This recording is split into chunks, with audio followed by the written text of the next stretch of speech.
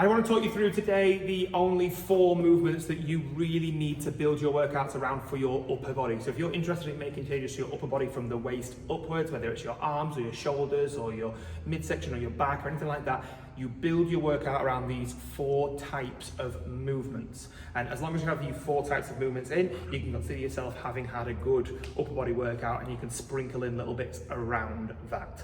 Okay, so here's the 4 types of movements. The first one is a horizontal push movement that's going to work the muscles on your chest and across the front here.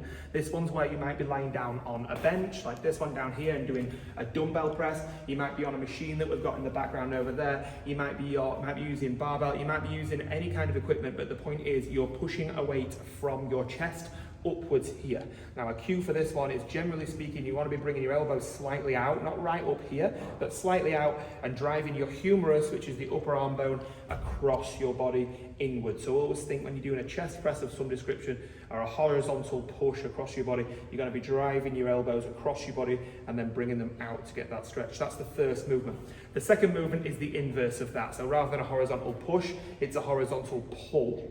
Okay, now the movements, I'll spin around, the movement is going to be working the back muscles in between your shoulder blades, and your shoulder blades are called your scapula, so the retraction of your scapula is what we're trying to achieve with that. So again, this could be in a bent over position with weights where you do this. It could be on a cable where you're pulling it to your tummy. It could be on a machine, and we've got different kinds of machines in here that you would have your chest supported and pull through here. But the point is you're pulling in that horizontal plane towards you, and that's the opposite of obviously what we went through a minute ago, which was pushing away from you. So that's your chest and your mid-back muscles. So that's the horizontal push, horizontal pull. The other 2 movements are in a different plane. It's rather than being horizontal, it's vertical.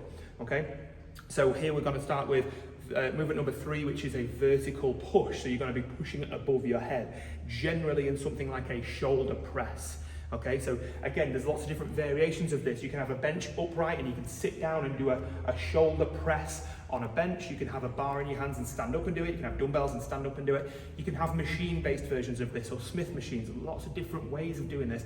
But the point is you press upwards above your head, and that's going to work a lot of the shoulder muscles, the backs of the arms, these kinds of areas, and get you strong in this plane. So now we're strong here, we're strong here, and we're strong here. And you might be able to guess the next one, which is a vertical pull. So the opposite of pushing above your head. Movement number 4 is going to be pulling down in this plane.